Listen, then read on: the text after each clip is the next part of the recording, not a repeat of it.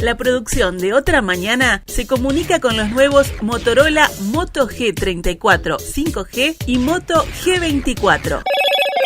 Hello, Moto. ¿El sector tecnológico en Uruguay es un caso de éxito? Los datos parecen transformar esa pregunta en una afirmación. Un reciente estudio realizado por CPA Ferrer a pedido de CUTI, la Cámara Uruguaya de Tecnologías de la Información, revela que ese sector es hoy un componente crucial de la economía uruguaya, con un impacto total del 4,3% en el Producto Interno Bruto, la generación de más de 22.000 empleos directos de calidad y consolidándose como uno de los 5 principales rubros de exportación del país. Además, su dinámica alcanza a otros sectores de la economía y la industria. Con datos de 2022, se advierte que está compuesto por más de 500 empresas y el promedio salarial fue de 91.000 pesos mensuales, más del doble del promedio de la economía nacional. ¿Cómo ha sido el desarrollo de este sector? ¿Ya se ha consolidado? ¿Qué necesita para continuar haciéndolo? Lo vamos a conversar en nuestra entrevista central con Amílcar Perea, secretario general de la CUTI, y Alfonso Capurro, economista, docente y socio de CPA Ferrer. Francisco Morales, Otra Mañana. Amílcar, buen día, ¿cómo estás? Gracias por acompañarnos. Buen día, gracias a ustedes por la invitación y un saludo a todos los oyentes. Alfonso, ¿cómo estás? Buen día. Buen día, Francisco, un placer estar acá. El gusto es nuestro. En primer lugar, comencemos, Amílcar, por aclararle a la audiencia qué es la CUTI y a quiénes nuclea. La CUTI es la cámara que nuclea a todas las empresas de tecnología uruguayas e internacionales que operan en Uruguay. De ese universo que medimos con Alfonso de unas 500 empresas, 430 son socias de CUTI, y un dato muy interesante que también mostramos en el trabajo conjunto que hicimos con CPA, es que más del 68% de esas empresas son pequeñas, son de menos de 20 empleados, con lo cual hay un dinamismo grande de empresas grandes y empresas pequeñas que trabajamos todos juntos en la CUTI. ¿Cuándo nació la CUTI? La CUTI está cumpliendo 35 años en este momento. Nació con el nombre de Cámara Uruguaya de Software, en base a unos visionarios que pensaron que Uruguay podía ser un lugar donde el conocimiento podía transformarse en servicios y productos y que pudiera haber en algo que era tan naciente en ese momento en el mundo como el software, haber una oportunidad para los empresarios y fundamentalmente para los trabajadores uruguayos de trabajar en una industria de punta en el mundo. Le hacía esa pregunta porque uno de los datos que se advierte del informe es cómo el sector se ha ido desarrollando y creciendo con el paso de los años, o sea, ubicar cuánto ha crecido en la cantidad de tiempo en el que el mismo ha funcionado.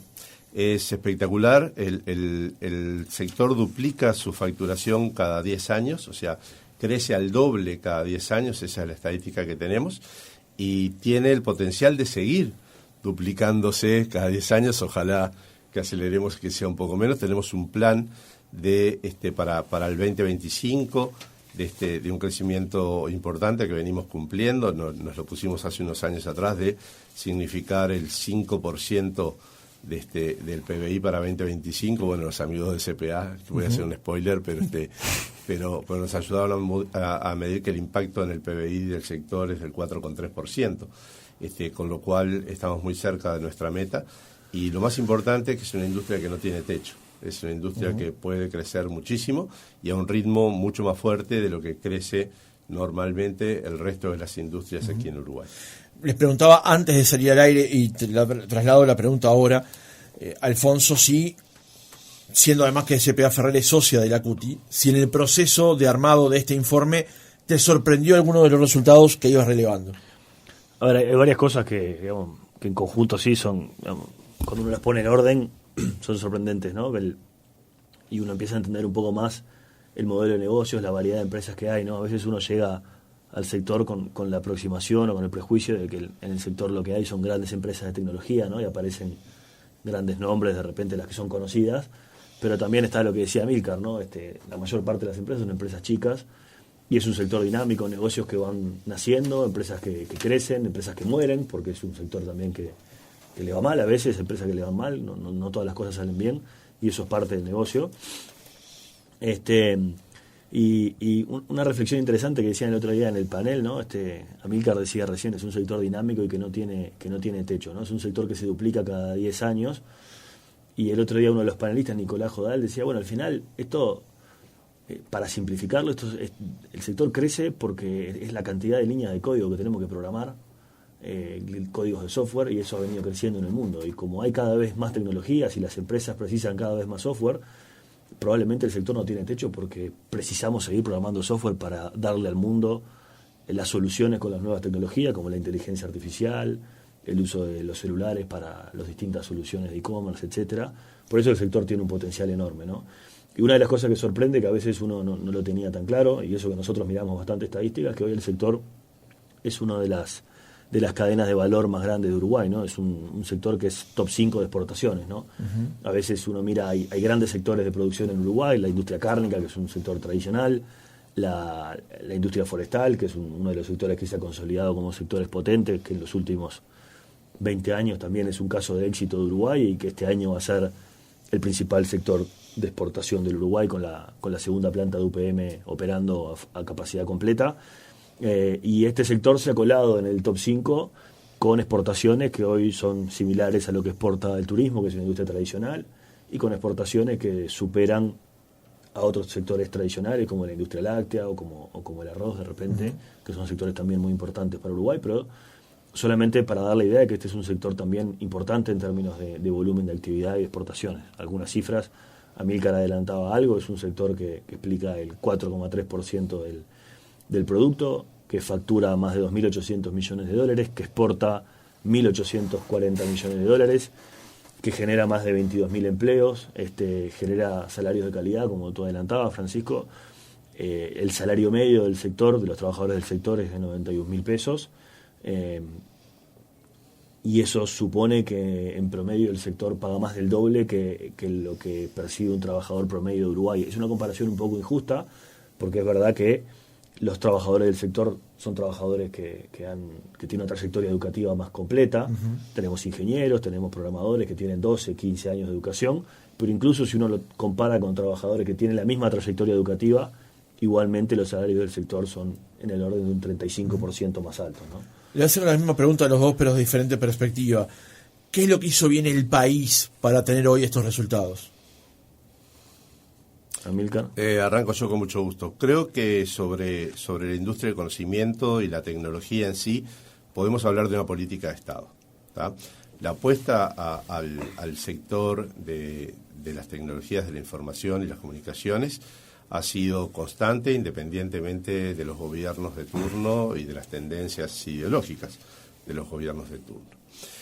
Creemos que el país ha hecho muy bien la parte de fomentar la industria, porque es una industria que está en una competencia permanente.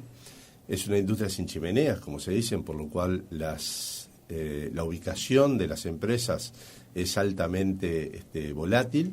Hoy en día, si no están las condiciones dadas en un país para que la empresa se radique allí, uh-huh, perfectamente puede irse y llevar sus centros de desarrollo, sus fábricas, que son gente, a otros lugares. Pero también es una oportunidad las condiciones que tenemos de país, como fundamentalmente el respeto de las normas, el respeto de los contratos, la calidad de vida, la calidad de nuestra gente, la calidad de nuestra educación, a nivel técnico, hace que estemos logrando que muchas empresas estén viniendo a Uruguay. O sea que no es solamente que las empresas no se están yendo en base a esa apuesta que han hecho los gobiernos, sino que también, por ejemplo, ahora la iniciativa de Uruguay Innovation Hub, la promoción de las zonas francas, lo que tiene que ver con el posicionamiento país, es muy bueno. Sin embargo, faltan cosas. Uh-huh. Falta mejor y mayor inserción internacional para poder aprovechar totalmente nuestras capacidades. Vamos seguramente a tener un capítulo sobre el talento, así que es muy importante que una de las limitaciones grandes que tenemos es la cantidad de gente que formamos en tecnología y fundamentalmente, y aprovecho que estamos en una radio de tan amplio espectro para alcanzar a todos los rincones del país, no estamos siendo buenos, ahí ya la industria, no solamente el gobierno, en explicarle a los chicos que cuando tienen opción de elegir qué estudiar, opten por carreras tecnológicas. Realmente tienen una vida fantástica porque hacen cosas que son super cool, que son geniales. Tienen una muy buena calidad de trabajo porque no solamente los salarios, es la flexibilidad, muchos trabajan desde la casa, tienen flexibilidad para estudiar, tienen flexibilidad para manejar su equilibrio entre la vida personal y la vida laboral.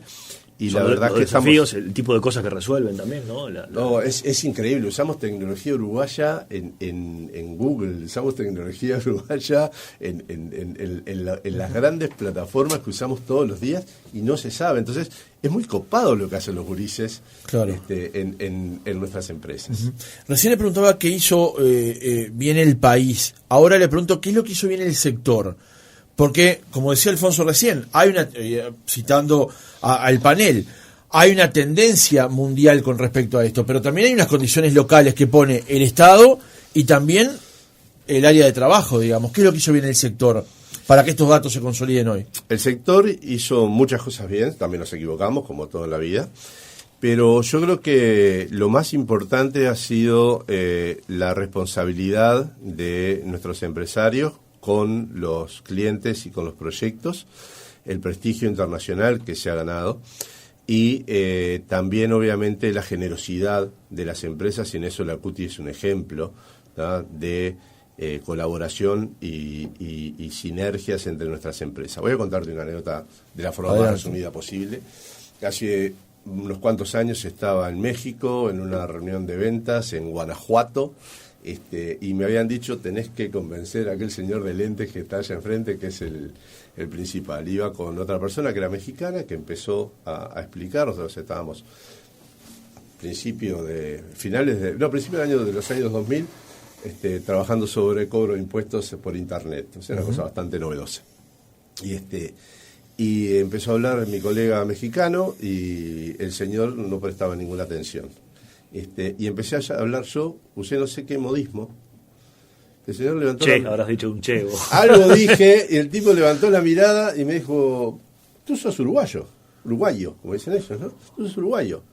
Y le digo, sí. Y ya no, te voy a prestar mucha atención porque acá trabajamos con Genexus y nos ha ido fantástico.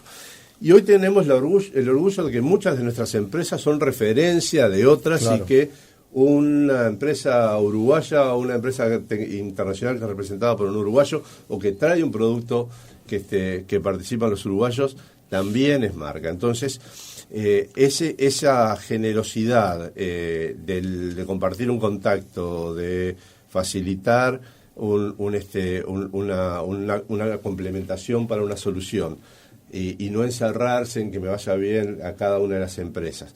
El trabajar activamente por el sector, como lo hace la CUTI, junto con la responsabilidad y la seriedad a la hora de encarar los proyectos y la calidad de la industria, creo que han sido determinantes para que, con una característica que tienen nuestros emprendedores. Yo el otro día salió una nota en prensa del CEO de Cubo en Brasil, que es la principal organización de innovación de Brasil, y decía que le gustaba a los uruguayos, que le gustaba a los emprendedores uruguayos porque nacen mirando al mundo. Eso es algo que nosotros le enseñamos a Paulo, que es un amigo, ¿tá? Y es muy cierto, no hay un mercado local acá. Entonces todos nuestros empresarios, todos nuestros emprendedores, los chicos que salen de la universidad, salen pensando en venderle al mundo. Y eso creo que también es un diferencial. En otros países salen pensando en venderle a la empresa del barrio o la empresa que está o al estado de al lado. O al estado de al lado o al gobierno, y acá también eso es una cosa que, por suerte, tiene la mira muchísimo más alta. Eso que dice Amílcar es importante porque al final es como la construcción de un intangible que a veces es difícil de bajar a tierra, que es la marca país, ¿no? La marca país, el Uruguay, qué es la marca país, y bueno, la marca país es que vas a México y te escuchan porque venís de Uruguay, porque les ha ido bien con Uruguay. El otro día también en el panel alguien comentaba que el sector, las empresas, pero también los agentes públicos del sector han aprendido a trabajar generosamente como un ecosistema, no como empresas haciendo sus cosas y la academia haciendo sus cosas y las organizaciones de la educación haciendo sus cosas. Han aprendido a trabajar en forma dialogada, la academia tratando de entender qué cosas sirven y son exitosas en los negocios dialogando con la educación para transmitir qué cosas tienen inserción laboral, y los organismos de la educación entendiendo qué cosas tienen salida laboral para formar gente que tenga oportunidades laborales. Ese diálogo y ese funcionamiento en formato de ecosistema no es propio de otros sectores y no funciona tan bien, y en este sector es algo que se ve y que funciona bien, ¿no? Hablamos más temprano acerca del impacto económico del sector. Vamos a profundizar un poco sobre eso con respecto al ingreso salarial que tienen los trabajadores, con respecto a lo que produce el sector y sobre todo en que se ha transformado en un rubro de exportación de los principales del país. ¿Crees, Alfonso, que en general la sociedad toma dimensión justamente de lo que implica el desarrollo de este sector? A ver, probablemente no del todo, o en algunas cosas sí y otras no. Yo creo que es bastante obvio, todo el mundo sabe que en el sector los salarios son buenos, ¿no? Me parece que a nadie le sorprende saber que la remuneración de los desarrolladores, de los programadores, cualquiera que conozca gente que trabaja en el sector, creo que sabe que las remuneraciones del sector son buenas.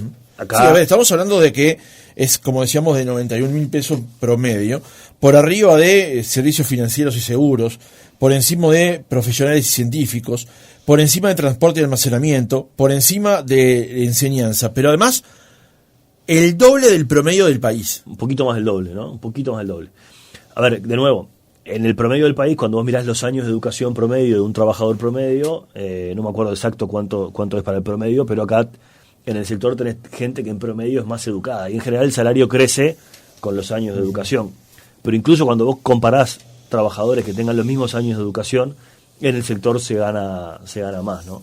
Creo que eso no sorprende demasiado. De repente me parece que es algo que es conocido, a nadie le sorprende, simplemente acá le ponemos un número a eso y le ponemos un número con una herramienta pública que es la encuesta continua de hogares, que es una herramienta del Instituto Nacional de Estadística, que es la que mide los salarios, el desempleo y todas las estadísticas públicas que tienen que ver con el mercado laboral, ¿no? El sector genera 22.000 puestos de trabajo directos. De esos 22.000, más o menos hay unos 4.400 que son desarrolladores de software, unos 3.000 que son programadores, unos 2.000 y pico que son técnicos. En realidad, hay en total en toda la economía uruguaya hay como 40.000 personas que trabajan en actividades que tienen que ver con tecnología de la información. Lo que pasa es que hay 22.000 que trabajan en empresas que son del sector TI y hay otras 20.000 que trabajan en otras empresas. Claro. Tal vez aquí en la radio hay alguno, tal vez por ejemplo en empresas públicas, en los ministerios, hay gente con perfil, hay gente que trabaja en desarrollo de aplicaciones, en el Estado, en torre ejecutiva, en las intendencias, en un frigorífico, hay gente que trabaja en servidores, etcétera. Entonces, en todo el Uruguay hay 40.000 personas que tienen perfiles y capacidades en tecnologías de la información. De esas hay 22.000 personas que están trabajando en empresas que se dedican exclusivamente a eso, empresas perfil de las socias de CUTI o empresas perfil de tecnologías de la información, ¿no? ¿Hay algo que destacaba recién Amílcar? ¿Quería agregar algo sobre esto? Creo que vamos para el mismo lado, así que dale, Francisco. Que quería mencionar acerca de el tamaño de las empresas, ¿no? Hay empresas de gran porte, hay empresas de mediano porte y hay empresas de pequeño porte. Y además otro dato, que además hay un informe muy interesante que está preparando Línea ahora, que es cuánto nacen y cuántas empresas mueren, digamos, que eso nos permite ver cómo el mercado es flexible y se va permanentemente reconvirtiendo. Pero sobre esto, Alfonso, antes de pasar a Amílcar, sobre esto de el porte de las empresas, ¿cómo lo evalúas? ¿Cómo lo ves? Bueno, Amílcar había contado algo, pero los datos que presentamos en el estudio estos son datos en base al BPS. En el BPS están todas las empresas registradas del Uruguay. Sacamos lo que son unipersonales, ¿no? que en general a veces se usan como mecanismos para facturar servicios, pero empresas que sacando las unipersonales hay 529 empresas registradas como empresas del sector. De esas, el 68%, decía Amílcar, 360 empresas tienen menos de 20 empleados. Y solamente el 5% o 24 empresas tienen más de 100 empleados, ¿tá? El resto están ahí en el medio. Si la miramos por nivel de facturación, un corte grande que podemos hacer, más o menos la mitad de las empresas facturan menos de $1 millón por año, la otra mitad facturan más de $1 millón por año. Eso sería un corte grueso, más o menos. Amílcar, ¿qué podemos agregar sobre esto? Yo quería volver justamente tomando este pie a una característica del sector que tiene que ver con el emprendedurismo, ¿tá? Desde la formación, ¿tá? Muchos de los chicos que estudian en tecnología terminan formando sus propias empresas, terminan haciendo sus emprendimientos ya sean tecnológicos o ya sean de producto, y terminan aportando soluciones al país. Quiero hacer hincapié en dos aspectos. Uno que no lo profundicé correctamente a la primera pregunta, que tiene que ver con la apuesta educativa, ¿tá? Hoy en día tenemos una apuesta educativa de gran nivel. Con la CUTI recorremos el interior del país, hacemos nuestros directorios cada 2 o 3 meses en alguna ciudad donde haya oferta educativa en tecnología. Nos hemos sorprendido con el nivel de las UTECs, con el nivel de las UTUS. La SUTEC, por ejemplo, la última vez estuvimos en Fray Ventos, es absolutamente maravilloso la capacidad que tiene, pero cada vez que les preguntamos cuántos cupos tienen para estudiar, por ejemplo en Durazno, les preguntábamos cuántos chicos habían entrado a estudiar tecnología. Habían entrado 40 chicos ese año, pero se habían anotado 500. Es decir, quedaban 460 chicos que querían estudiar tecnología y no lo pudieron hacer. Hoy en día estudiar tecnología no es solo hacer una carrera, hay bootcamps, formas de estudiar en 3-6 meses que te dan una entrada laboral. No son todos desarrolladores, se puede aprender a hacer alguna función, se puede aprender a hacer testing, se puede aprender a hacer diseño, se puede aprender a hacer experiencia de usuario. Es decir, hay muchas puertas de entrada al mundo de la tecnología que derrama esas características de calidad de trabajo, claro, remuneraciones y demás. Entonces, no quería dejar de destacar la oferta educativa, que necesitamos soluciones de corto plazo y de largo plazo. Dentro del largo plazo está justamente el cambiar los conceptos que hacen que los chicos no estudien carreras tecnológicas, que tengan formación como se plantean en la reforma educativa y demás, de competencias de pensamiento crítico, de pensamiento computacional, donde le sacan el miedo a las matemáticas. Ninguno de los que trabajamos en el sector, algunos sí, pero la gran mayoría no somos cracks en matemáticas ni cosas por el estilo. Es más, hay mucha gente que trabaja en el sector que ni siquiera tiene una formación de ingenieros. Es bueno mencionar eso porque hay mucha gente que dispara de eso diciendo, no, yo en matemáticas... Pero no tiene, o sea, la parte de matemática que usamos nosotros fundamentalmente es la lógica, es decir, es esto o esto y esto, el conjunto se conforma así, o sea, son cosas mucho más básicas. Más el pensamiento computacional que le llaman ahora que la matemática. Exactamente, entonces tenemos que sacarle a los chiquilines ese miedo de la cabeza. Y segundo, el país ha hecho bien una cosa fundamental que es el plan Ceibal, que les da habilidades a todos los chicos, entonces deberíamos aprovechar esa base para que más chicos puedan acercarse a el sector, a trabajar en el sector, a aportar valor y a recibir valor de este tipo de industrias. Y no me quiero olvidar de un tema que es fundamental. Dijimos que apuntamos al mundo, trabajamos para el mundo. El inglés, ¿tá?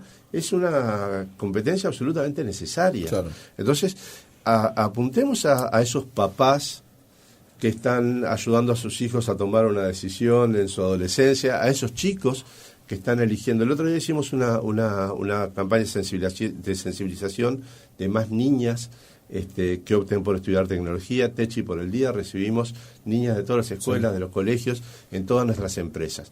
En la mía fueron unas 20 tantos chicas de quinto y sexto años de un colegio, no importa. Le pregunté, porque me arrimé un segundo a compartir con ellas, y les pregunté cuántas estaban pensando en estudiar tecnología. Ninguna. ¿tá? Entonces, tenemos un mundo fantástico, hacen cosas que están recontracopadas, tienen unos trabajos que son maravillosos, se sienten orgullosos con lo que hacen. Muchos de los chicos terminan emprendiendo y teniendo su propia empresa.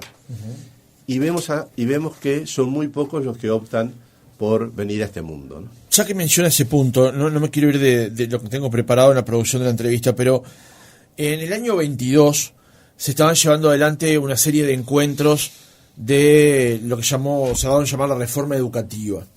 En ese encuentro, recuerdo una crónica del Observador, una especie de rifirrafe, digamos, entre Aristimuño y el expresidente de Cuti, Leonardo Loureiro, donde Loureiro planteaba que había que ir con más velocidad en este tema. Y Aristimuño le respondió, ¿más aún?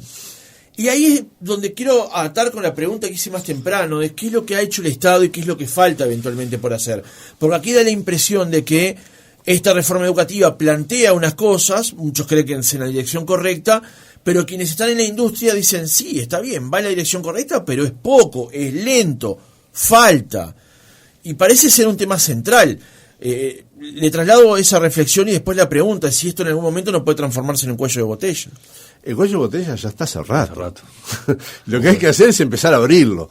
Entonces, lo que decía Leo, que es un referente para todos nosotros, es tratemos de abrirlo lo más rápido posible, porque las personas que no se están contratando acá, se están contratando en otras partes. Entonces, nuestras empresas no paran.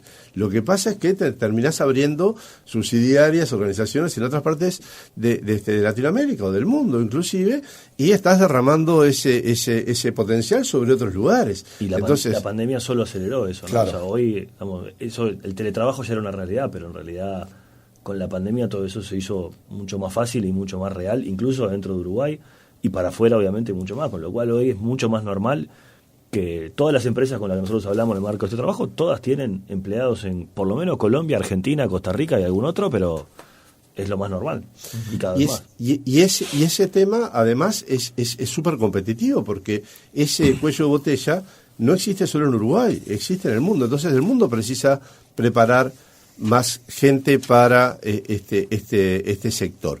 Pero lo que pasa es que no es solo preparar a la gente, es prepararla en las condiciones correctas. Entonces, sí, no nos vamos a cansar de reclamar velocidad, no sin eso reconocer todo lo que se está haciendo. Por eso necesitamos soluciones de largo plazo, como puede ser la reforma educativa, donde esos chicos que se están formando en condiciones mejores o más orientados a este tipo de oportunidades, van a tener una trayectoria educativa antes de llegar a un puesto de trabajo, claro, en una empresa. Estamos hablando de estudiar en educación primaria, de estudiar en educación secundaria. Tenemos que darle tiempo y también condiciones a la gente de que se forme, se recibe. Muchas veces la demanda ha llevado a que chicos retarden su ciclo de formación porque hay mucho trabajo. Y además competimos, así como nosotros contratamos en otros países, empresas de mucho mayor potencia que nosotros contratan uruguayos internacionalmente, que también te lo están sacando.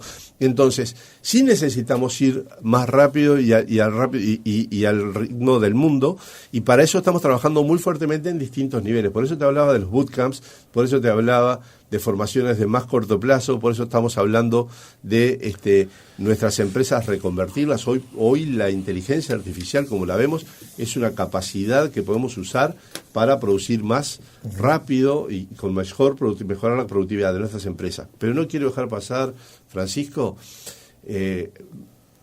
Alfonso hablaba del panel. Para el panel nombró a Nico Jodal, el panel que hicimos en el evento, que obviamente es de la casa, es muy reconocido Nico como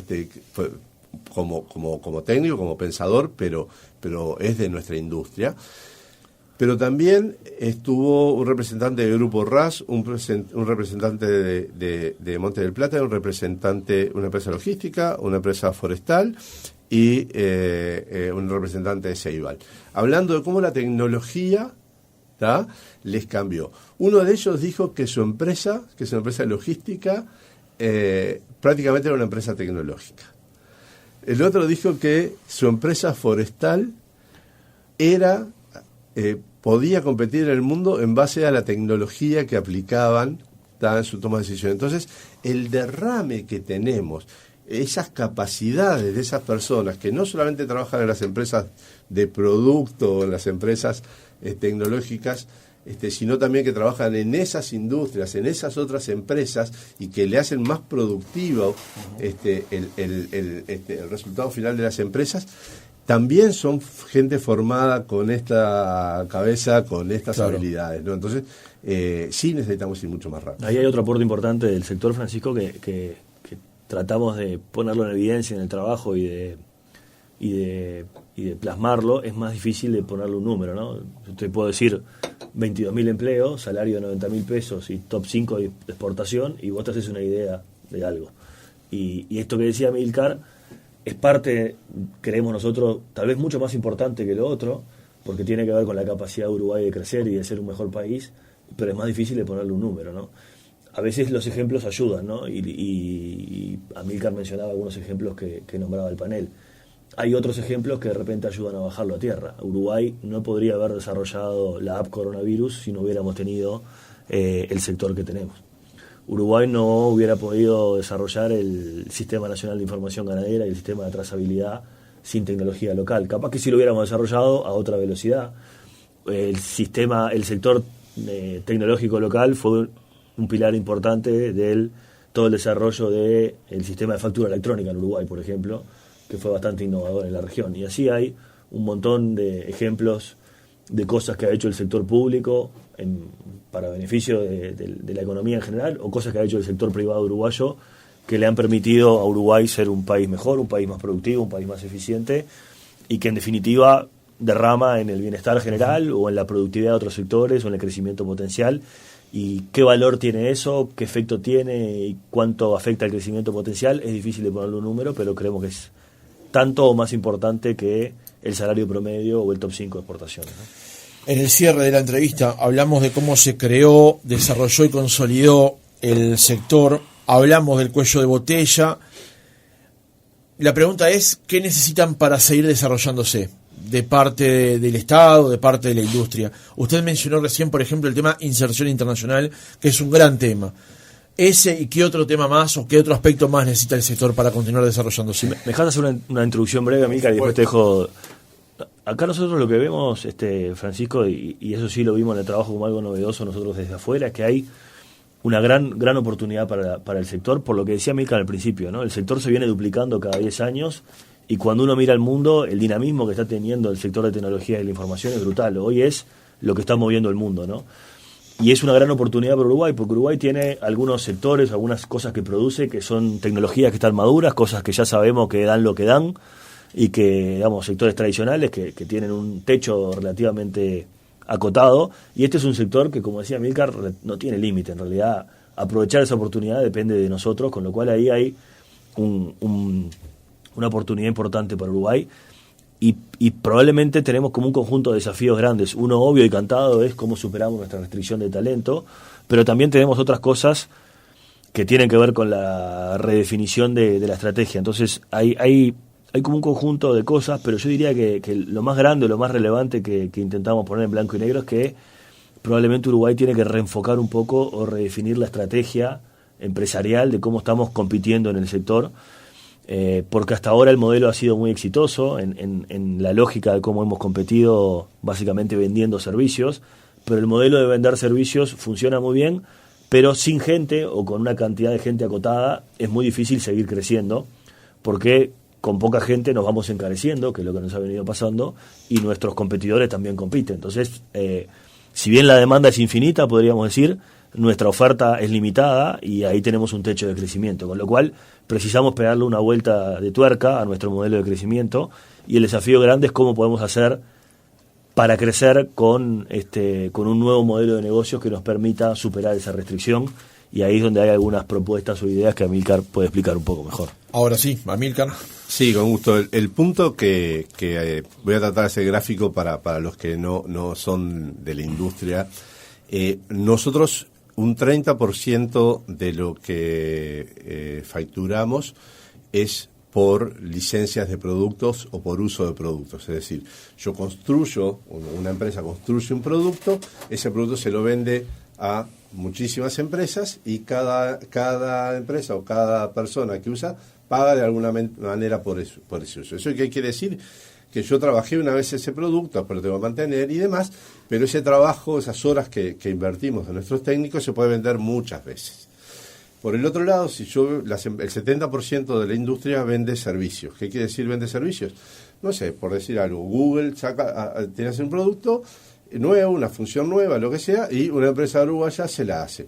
Esas horas que le vendió se pagan muy bien, pero vos le pudiste vender la cantidad de horas que pudiste hacer con tu gente, con lo cual en el momento en que se te termina la disponibilidad de tus equipos, no podés seguir vendiendo y tampoco podés crecer el valor de esas horas indefinidamente porque hay un mercado. Ajá. Entonces, hay de alguna manera un techo, ¿tá?, de cómo puede crecer la industria si sigue trabajando sobre servicios. O sea, precisarías mucho más gente para poder seguir creciendo. Como esa restricción es real, muchas empresas se están reconvirtiendo de vender servicios a vender productos o a productivizar servicios.